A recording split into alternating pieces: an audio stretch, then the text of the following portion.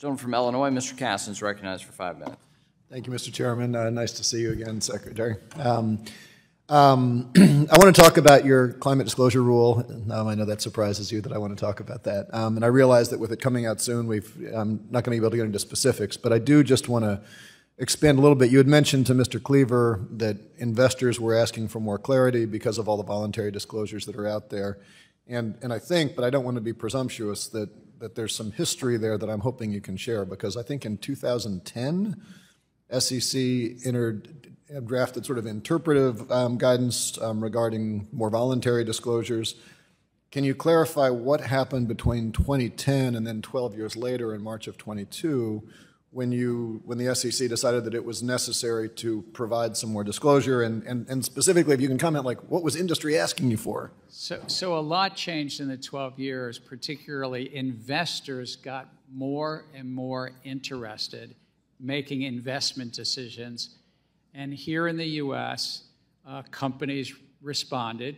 Their investor relations and their CFOs and corporate executives responded to meet those requests by investors.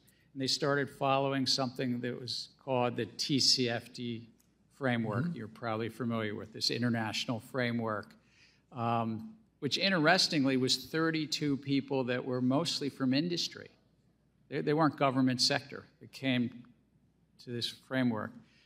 And so by 2021, 80+% of the top 1,000 companies were making some climate risk disclosures. That's what really changed. Investor demand for investor decision making, and that's where the SEC has a role.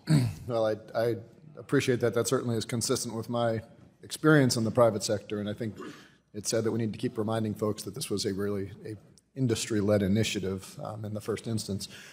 I want to move to the state level because a little while ago you had mentioned to the Wall Street Journal that if California finalized some rules, I think your quote was, you said, this may change some of the economic baseline of the commission as it relates to the pending order.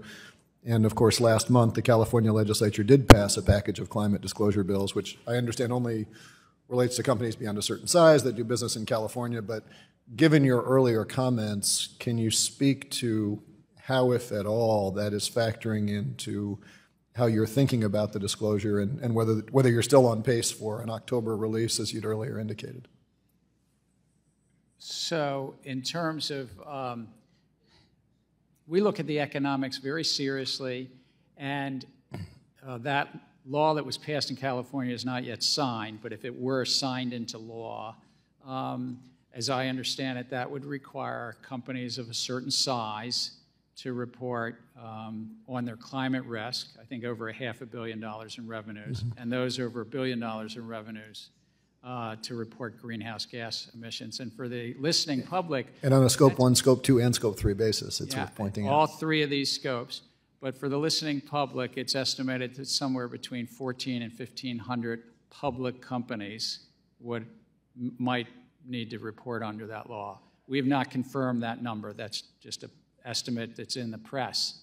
And so that may change the baseline. If those companies were reporting to California, then it would be, in essence, less costly than, because they've already been producing that information.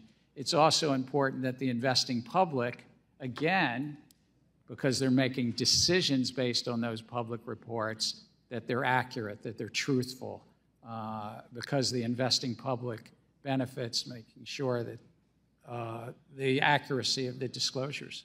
And you had indicated that you were targeting an October release date for the final rule.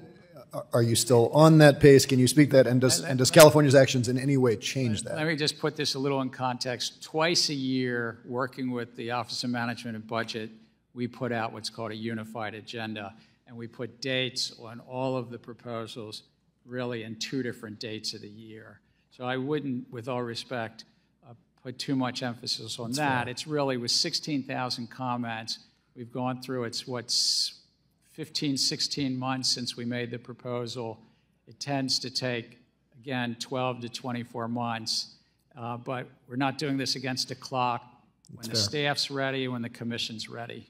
Well, thank you. Got more questions, but I'm out of time, so I yield back. Thank you again for being here.